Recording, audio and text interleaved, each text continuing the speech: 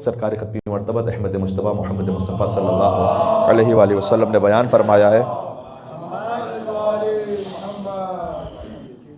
غور کیجئے گا، فرمایا کہ جابر ابن عبداللہ انصاری سے فرمایا، یا جابر قوام الدین والدنیا باربعۃ، اگر تم ان چار باتوں پر، یہ چار لوگ عمل کر لیں تو دین بھی قائم ہو جائے گا، دنیا بھی قائم ہو جائے گی، یعنی دین بھی ٹھیک ہو جائے گا، دنیا بھی ٹھیک ہو جائے گی۔ لیکن دنیا میں جتنے بھی لوگ ہیں وہ چار کیٹیگری میں ہیں، یا عالم ہے، یا جاہل ہے۔ جاہل کا مطلب یہاں پر بے پڑھا لکھا نہیں ہے، بالکل مطلب یہ کہ دین کے بارے میں کم معلومات رکھتے ہیں۔ عالم کا مطلب بھی یہاں پر عالم نسبت کے اعتبار سے، یعنی ایک ریلیٹیو ٹرم ہے، کوئی واقعی عالم کل تو فقط 14 ہے، لیکن ایک ایسا انسان ہے کہ جو کسی حد تک اپنے دینی شرعی وظیفے کو جانتا ہے، کسی حد تک قرآن و حدیث کے بارے میں علم رکھتا ہے، کوئی ایسا انسان ہے، کوئی ایسا انسان ہے کہ جو نہیں رکھتا علم۔ پھر اس کے بعد فرمایا کہ یا تو کوئی غنی ہے یا کوئی فقیر ہے۔ اب دنیا کے جتنے انسان ہیں نا، یا وہ عالم ہے یا عالم نہیں ہے، یا غنی ہے یا فقیر ہے، آپ کو اس کیٹیگری سے باہر کوئی نہیں ملے گا۔ ہاں، اس میں تداخل ضرور ہو سکتا ہے کہ ایک عالم بھی ہو، غنی بھی ہو، ایک عالم بھی ہو، فقیر بھی ہو مثلا، یا ایک وہ جو عالم نہیں ہے وہ غنی ہو اور جو عالم نہیں ہے وہ فقیر ہو، لیکن جو کچھ ہے وہ ان چار میں ہے۔ فرمایا کہ دین کا قائم ہونا ان چار لوگوں سے کہ اگر یہ چار اپنی ڈیوٹیز کو پورا کر دیں، عالم، پھر چونکہ حدیث میں لفظ ہے جاہل، جواد یعنی غنی، اور فقیر، یہ چار اپنی ڈیوٹیز، ایک ایک ڈیوٹی ان کی بتائی گئی ہے، اگر یہ ڈیوٹیز اپنی پوری کر دیں دین قائم ہو جائے گا۔ سب سے پہلے عالم کی ڈیوٹی بتائیے، عالم مستعمل لعلم، وہ عالم کے جو اپنے علم پر عمل بھی کرنے والا ہو، کوئی ایسا عالم اگر معاشرے میں ہے تو دین قائم ہو جائے گا۔ خالی عالم نہیں ہو، عالم جو اپنے علم پر عمل کرنے والا ہو، بڑا اہم ہے یہ۔ امام رضا علیہ السلام کے زمانے میں اللہم صلی علی محمد وعلی محمد، ایک پورا فرقہ بنا لیا، کچھ نام نہاد شیعہ ہی نے، فرقہ واقفیہ۔ انہوں نے کہا کہ 7ویں امام کی تو شہادت ہی نہیں ہوئی، اور وہ تو وقف ہو گئی یہاں پر امامت، اس لیے کہ ان کے پاس ہزاروں درہم و دینار تھے جو امام موسیٰ کاظم علیہ السلام جب زندان میں تھے تو ان کی جانب سے وکیل بن کر انہوں نے لیے ہوئے تھے۔ 40,000 درہم ایک کے پاس تھے، 1,20,000 درہم ایک اور کے پاس تھے، علی بن حمزہ بطائنی ایک تھا، اور کافی سارے لوگ ہیں اس میں۔ تو انہوں نے ایک باقاعدہ پورا ایک تحریک شروع کی کہ 8ویں امام نہیں ہے، تاکہ ان تک وہ نہ پہنچانی پڑے رقم۔ تو وہ آئے سب مل کر یونس ابن عبد الرحمن کے پاس، ان کی بڑی پرومیننٹ شخصیت تھی ائمہ علیہ السلام کے اصحاب میں، ان سے آ کے کہا کہ دیکھو 10,000 درہم تمہیں دیتے ہیں، یہ نہیں کہہ رہے کہ تم ہمارا ساتھ دو، بس خاموش رہنا، کچھ نہیں بولنا۔ یونس ابن عبد الرحمن نے کہا کہ نہ صرف یہ کہ خاموش نہیں رہوں گا، بلکہ حق کا اظہار کروں گا، اس لیے کہ میں نے اپنے مولا اور آقا امام جعفر صادق علیہ السلام سے اس حدیث کو سنا ہے، اللہم صلی علی محمد وعلی محمد، کہ جب معاشرے میں فتنے اور بدعتیں ایجاد ہونے لگیں تو عالم پر واجب ہے کہ اپنے علم کا اظہار کریں، تو میں بتاؤں گا کہ تم ناحق ہو تو بات لے لو۔ وہ عالم جو اپنے علم پر عمل کرے اس سے دین قائم ہوتا ہے۔ سبحان اللہ، بہت بڑی بات ہے یہ، اور اس ترتیب میں اس کو سب سے پہلے بیان کیا گیا، سب سے اہم یہی۔ کعب ابن ثور، دوسری مثال دیتا ہوں آپ کو، جنگ جمل کا موقع ہے، ایک جانب سے کعب ابن ثور کو یہ ایک میسج دیا گیا، شام کا عالم ہے یہ، شام میں رہنے والا، جنگ جمل مولا علیہ السلام نے کس کے خلاف لڑی تھی وہ آپ سب جانتے ہیں، وہاں سے میسج آیا کہ ہم جنگ کرنے کا ارادہ رکھتے ہیں، ہمارا ساتھ دو۔ تو اس نے کہا کس کے خلاف جنگ کرنا چاہتے ہو؟ علی ابن ابی طالب کے خلاف۔ تو یوں ہے کہ ایک دم اسے شوق لگا کہ علی کے خلاف لڑو گے؟ 300 آیتیں علی ابن ابی طالب کے فضائل پر ہیں قرآن میں، علی کے بارے میں لڑو گے؟ بات سنیے گا۔ تو اس کے ساتھ کچھ ایک اشرفیوں کی تھیلی رکھی وہاں، انہوں نے کہا اب کیا خیال ہے؟ تو کہا کہ ہاں آیتیں تو ہیں علی کے بارے میں، لیکن اگر کوئی اتنی عظیم خاتون کے خلاف لڑنے کے لیے آ جائے تو اس کے بارے میں مجھ پر ضروری ہے کہ میں اظہار کروں۔ تو وہ اس ناقے کے سامنے، اونٹنی کے سامنے کھڑے ہو کر لوگوں کو آوازیں دیا کرتا تھا کہ امکم صلاتکم وصومکم، یہ تمہاری ماں ہے، یہی تمہاری نماز ہے، یہی تمہارا روزہ ہے، ان کا دفاع کرنا ہے، رسول اللہ کا دفاع کرنا ہے۔ تو جو 10,000 لوگ مارے گئے اس میں سے ایک یہ بھی مارا گیا۔ تو جب یہ مر گیا تو اس کا لاشا تھا وہاں پر میدان جنگ میں، تو مولا علی علیہ السلام وہاں پر آئے اور فرمایا کہ حیف ہے تجھ پر کہ علم لا ینفع، تیرے علم نے تجھے کوئی فائدہ نہیں پہنچایا۔ تو عالم ہے لیکن اپنے علم پر عمل کرنے والا نہیں ہے۔ جانتا تھا کہ 300 آیتیں مولا کائنات کے فضائل پر خود کہہ چکا تھا، لیکن جہاں کوئی اشرف کی تھیلی رکھی معاملہ بدل گیا۔ تو میں نے آپ کے سامنے 2 مثالیں دی، یونس بن عبد الرحمن کی بھی 8ویں امام کے زمانے میں، کعب بن ثور کی بھی جنگ جمل کے زمانے میں۔ حضور مکرم نے فرمایا کہ دین اس وقت قائم ہوگا کہ عالم اپنے علم پر عمل کرے۔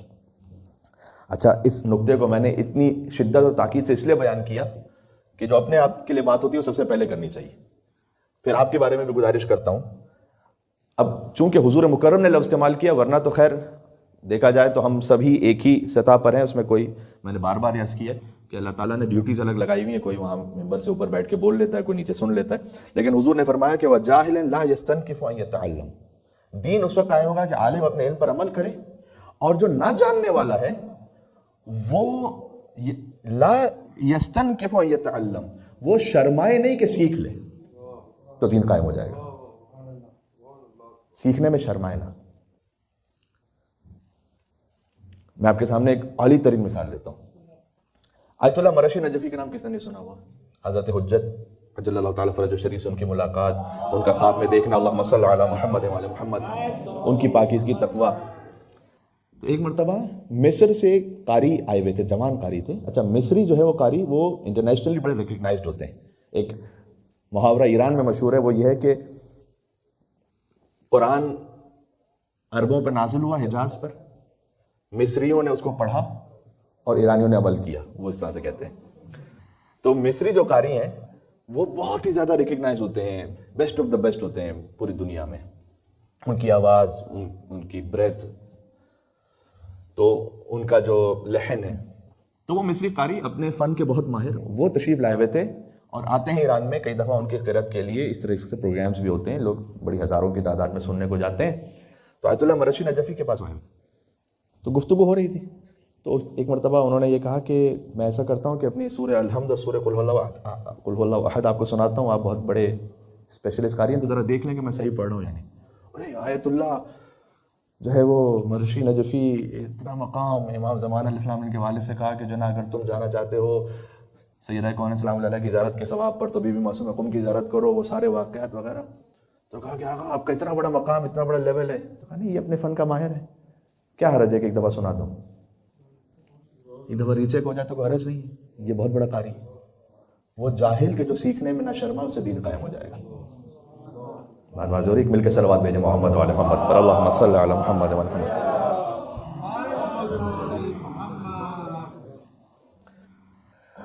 تیسرا فرمایا وَجَوَادٍ لَا يَبْخَلْ بِمَعْرُوفِهِ، جو غنی ہے وہ بخل نہ دکھائے کسی نیکی کے کام میں، تو دین قائم ہوگا۔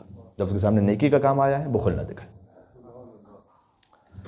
تو پہلے عالم کے لیے فرمایا، اس کے بعد فرمایا کہ جو علم نہیں رکھتا وہ کیا کرے، سیکھتا رہے۔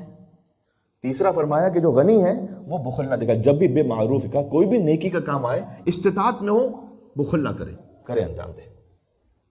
اور استطاعت میں کا مطلب یہ ہے کہ تھوڑا سا ہمیں استطاعت کا مطلب بعض مرتبہ ہم یہ لیتے ہیں کہ کم از کم اگر میرے بینک بیلنس میں جو ہے وہ $1,00,000 پڑے ہوئے ہوں گے، اس کے بعد سے میری استطاعت شروع ہوتی ہے، وہ تو میں نے سیو کر کے رکھے ہیں۔ اب ہر ایک کی استطاعت کا معیار بھی الگ الگ ہے، لیکن بہرحال استطاعت جس کی جس طرح سے ہے، یہ غلط بات ہے کہ فقر کو ہم دینداری کے ساتھ ملاتے ہیں کہ بھائی جو جتنا فقیر ہے وہ اتنا بڑا دیندار ہے۔ نہیں، حضرت خدیجہ سلام اللہ علیہ سے ثابت ہے ان کے مال سے، اگر ان کا مال نہ ہوتا تو رسول اللہ کی ایسی تبلیغ نہ ہوتی۔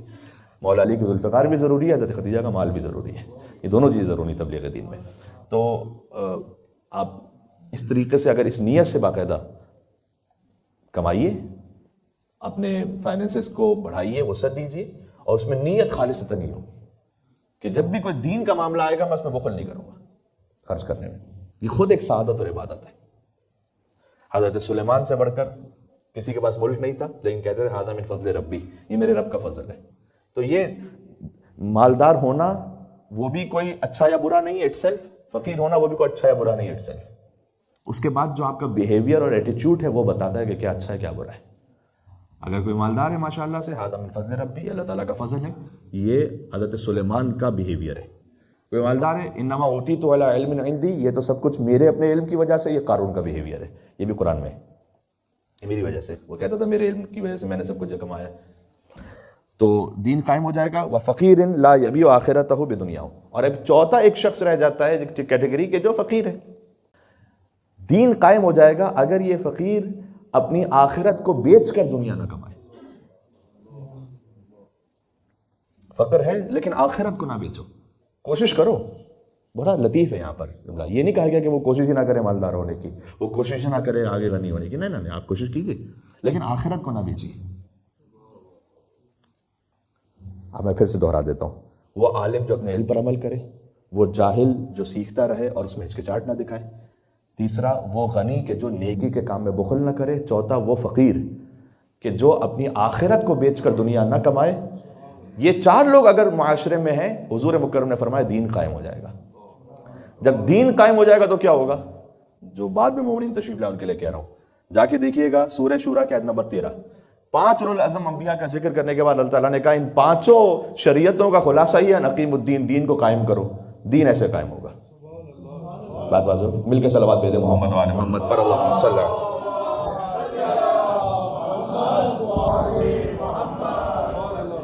ماشاءاللہ. جب عالم اپنے علم پر عمل کرنے لگے، جب نہ جاننے والے سیکھنے لگے، جب غنی بخل نہ دکھائے اور فقیر آخرت بیچ کر دنیا نہ کمائے، تو ہم ظہور امام زمانہ سے قریب ہو جائیں گے. اس پوری گفتگو کا تعلق حضرت حجت کے ظہور کے ساتھ ہے کہ انشاءاللہ اللہ سبحانہ و تعالیٰ اگر ہم عالم ہیں تو اپنے علم پر عمل کرنے کی توفیق عطا فرما، نہیں جانتے ہیں تو سیکھنے کی توفیق عطا فرما، غنی ہے تو تیری راہ میں بخل نہ دکھانے کی توفیق عطا فرما، اور فقیر ہیں تو اپنا دین محفوظ رکھنے کی توفیق عطا فرما، اور حضرت حجت کے ظہور کا زمانہ ہمیں دیکھنا نصیب فرما، اور ان کے اصحاب و اعوان میں، ان کے خدمت گزاران میں ہمارا نام شامل فرما، اور ہماری نسلوں کا نام شامل فرما. ربنا تقبل منا انک انت السمیع العلیم بجائے محمد و آلہ الطاہرین. پھر سے ریپیٹ کر دوں، یعنی اگر ہم نے ان 4 باتوں پر عمل کیا تو در حقیقت آپ امام زمانہ کے خدمت گزار بن رہے ہیں.